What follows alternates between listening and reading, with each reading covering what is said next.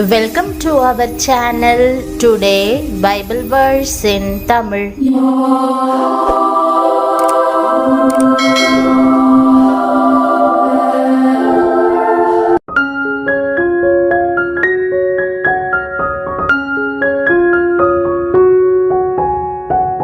இன்றைய வசனம் ஏசாயா 43 அதிகாரம் 1 வசனம். கிறிஸ்துவுக்குள் பிரியமானவர்களே, நம்முடைய ஆண்டவரும் இரட்சகருமான இயேசு கிறிஸ்துவின் வல்லமையுள்ள நாமத்தில் உங்களை வாழ்த்துகிறேன். இப்போதும் யாக்கோபே, உன்னை சிருஷ்டித்தவரும் இஸ்ரவேலே, உன்னை உருவாக்கினவருமாகிய கர்த்தர் சொல்லுகிறதாவது, பயப்படாதே, உன்னை மீட்டு கொண்டேன், உன்னை பேர் சொல்லி அழைத்தேன், நீ என்னுடையவன் என்ற வாக்குதத்த வசனத்தை இன்று நாம் தியானிப்போம். கர்த்தர் நமக்கு தாயும் தகப்பனுமானவர். ஒரு தாய் தேற்றுவது போல அவர் நம்மை தேற்றுகிறவர். தகப்பன் தன் பிள்ளைகளுக்கு இறங்குகிறது போல இறங்குகிறார். அவர் நம்மை யாக்கோபே என்றும் இஸ்ரவேலே என்றும் பேர் சொல்லி அன்போடு அழைக்கும் போது நம்முடைய உள்ளமெல்லாம் மகிழ்ந்து களி கூறுகிறது. பெற்றோர்கள் பிள்ளைகளுக்கு என ஒரு பெயர் வைத்தாலும் அன்பின் மிகுதியால் கூடுதலாக ஒரு செல்ல பெயரை வைத்து அழைப்பதுண்டு. 1000 பேர் சுற்றி இருந்தாலும் செல்ல பெயரிட்டு கூப்பிடுகிற பெற்றோரின் குரலை கேட்கும்போது பிள்ளைகளின் உள்ளம் மகிழ்ந்து களிகூரும். நம்முடைய எல்லா பெயர்களோடும் கர்த்தர் தரித்த நாமமும் நமக்குண்டு. நான் என் தாசனாகிய யாக்கோபின் நிமித்தமும் நான் தெரிந்து கொண்ட இஸ்ரவேலின் நிமித்தமும் நான் உன்னை பெயர் சொல்லி அழைத்து நீ என்னை அறியாதிருந்தும் உனக்கு நாமம் தரித்தேன். வேதத்திலே 5 நபர்களுடைய பெயர்களை 2 முறை கர்த்தர் கூப்பிட்டதை பார்க்கிறோம். அதில் ஒன்று ஆபிரகாம். கர்த்தருடைய தூதனானவர் வானத்திலிருந்து ஆபிரகாமே, ஆபிரகாமே என்று கூப்பிட்டார். அவன் இதோ அடியேன் என்றான். ஆபிரகாம் முற்பிதாக்களில் ஒருவர். ஆபிரகாமுக்கு முன்பாக ஆபேல், ஏனோக்கு, நோவா என்று ஏராளமான பரிசுத்தவான்கள் இருந்த போதிலும் அவர்கள் பிதாக்கள் என்று அழைக்கப்படவில்லை. ஆபிரகாமின் மேல்தான் முதல் முறை அப்படிப்பட்டதான அபிஷேகம் கொடுக்கப்பட்டது. பரலோகத்திலே பிதாவாகிய தேவன் நமக்காக தன் ஒரே பேரான குமாரனை கல்வாரியிலே தியாக பலியாக கொடுக்க சித்தமானார். பரலோக பிதாவின் உள்ளம் எவ்வளவு வேதனைப்படும் என்பதை அறிந்து கொள்ளும்படி பூமியில் உள்ள பிதாவை ஆபிரகாமே, ஆபிரகாமே என்று கூப்பிட்டார். உன்னுடைய ஏக சுதனாகிய ஈசாக்கை நான் உனக்கு குறிக்கும் மலைகள் ஒன்றின் மேல் தகன பலியாக பலியிடு என்றார். ஆபிரகாமுக்கு உள்ளத்தில் வேதனையாயிருந்தாலும் அதை மேற்கொள்ளக்கூடிய விசுவாசம் இருந்தது.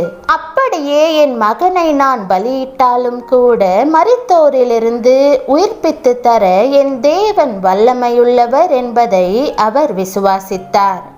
ஆகவே வேலைக்காரரிடம், நானும் பிள்ளையாண்டானும் அவ்விடம் மட்டும் போய் தொழுது கொண்டு உங்களிடத்துக்கு திரும்பி வருவோம் என்றான்.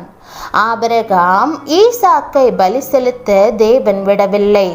ஆகவே ஆபிரகாம் தன் மகனை மரித்தோரிலிருந்து உயிரோடு பெற்றுக்கொள்வதைப் போல பெற்றுக்கொண்டார். பிரியமானவர்களே, கர்த்தருக்காக எதை நீங்கள் ஒப்பு கொடுத்தாலும் அதை அவர் 1000 மடங்கு அதிகமாக ஆசிர்வதித்து உங்களுக்கு திரும்ப கொடுப்பார்.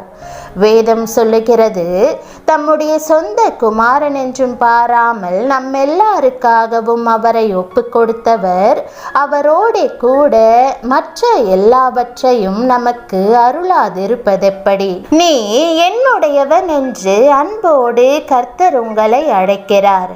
கோடிக்கணக்கான மக்கள் மத்தியிலே நீ என்னுடையவன் என்று தேவன் உரிமை பாராட்டி அழைப்பது உங்கள் உள்ளத்தை பரவசப்படுத்தட்டும். அநேக பரிசுத்தவான்களை என்னுடையவன் என்று கர்த்தர் உரிமையோடு அழைக்கிறதையும் அவர்களுக்காக வழக்காடுகிறதையும் யுத்தம் செய்கிறதையும் வேதத்திலே வாசிக்கிறோம். மோசேயை அழைக்கும்போது, என் தாசனாகிய மோசேயோ அப்படிப்பட்டவன் அல்ல, என் வீட்டில் எங்கும் அவன் உண்மையுள்ளவன் என்று சாட்சி கொடுத்தார். அவர் மேல் அன்பு பாராட்டினார். மோசேயை எதிர்த்து ஜனங்கள் பேசின போது அவரால் அதை தாங்கிக் கொள்ள முடியவில்லை. அதுபோலவே இன்று உங்களையும், மகனே, நீ என்னுடையவன் என்று அழைக்கிறார். அவர் உங்களை சிருஷ்டித்ததினாலும் அவர் உங்களுக்காக இரத்த கிரயம் செலுத்தி மீட்டதினாலும் நீங்கள் அவருடையவர்களாகிறீர்கள். அவருக்கு உங்களுடைய உள்ளத்தை முற்றிலுமாய் கொடுத்ததினால் நீங்கள் அவருடையவர்கள். அதுபோலவே தாவீதையும் என் தாசனாகிய தாவீது என்று கர்த்தர் அன்போடு அழைத்தார். வனாந்தரத்திலே ஆடுகளை மேய்த்த தாவீதின் பக்தியை கர்த்தர் கண்டார். தாழ்மையை கண்டார். தேவன் பேரில் வைத்த அன்பை கண்டார். கர்த்தரை பசி தாகத்தோடு தேடினதை கண்டார். என் தாசனாகிய தாவீது என்று சொல்லி தாவீதை என் இருதயத்துக்கு ஏற்றவனாக கண்டேன். எனக்கு சித்தமானவைகளையெல்லாம் அவன் செய்வான் என்று அவரை குறித்து சாட்சியும் கொடுத்தார்.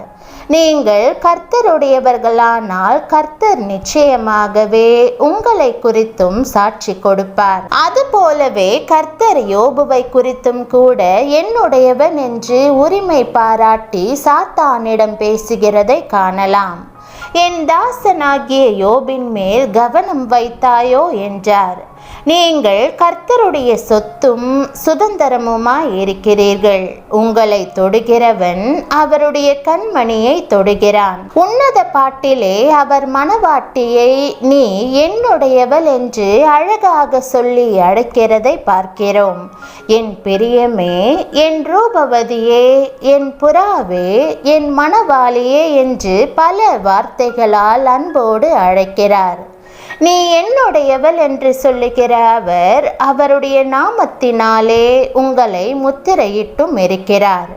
அவருடைய இரத்தத்தினாலே உங்களை மீட்டிருக்கிறார். அவருடைய அபிஷேக தைலத்தினாலே நிரம்பி வழியும்படி அபிஷேகம் பண்ணியிருக்கிறார். பிரியமானவர்களே, நீங்கள் அவருடையவர்களாய் இருக்கிறீர்களா? என் நேசரே, நீர் என்னுடையவர், நான் உம்முடையவன், உமக்கே சொந்தமானவன், உம்மையே பிரியப்படுத்துவேன். என் முதல் அன்பையும் முழு அன்பையும் உமக்கே செலுத்துவேன் என்று சொல்லி உங்களை பிரதிஷ்டை செய்திருக்கிறீர்களா? ஜெபம். கர்த்தராகிய இயேசுவே, நீர் என் மேல் பிரியமாய் இருக்கிறீர் என்பதை அறிய செய்தமைக்காக உம்மை ஸ்தோத்தரிக்கிறேன். நீர் என் தாயும் தகப்பனுமாய் இருக்கிறீர்.